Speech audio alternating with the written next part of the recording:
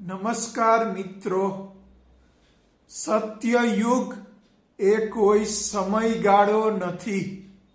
સત્યયુગ એ આંતરિક યાત્રા છે. આ યાત્રા શરૂ થાય છે જ્યારે માણસ કહે છે હું ખોટી રીતે જીવી રહ્યો છું. પછી એ સ્વીકારે છે મને બદલાવ જોઈએ છે.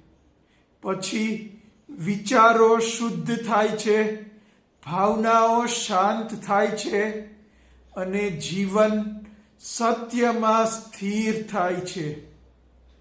આવો એક બદલાયેલ માણસ એક પરિવાર બદલે છે, એક સમાજ બદલે છે અને બધા માણસોનું આવું સારું સામૂહિક પરિવર્તન આખો યુગ બદલે છે. માટે સત્યયુગ ત્યારે આવે છે જ્યારે માણસ અંદરથી શુદ્ધ બને છે.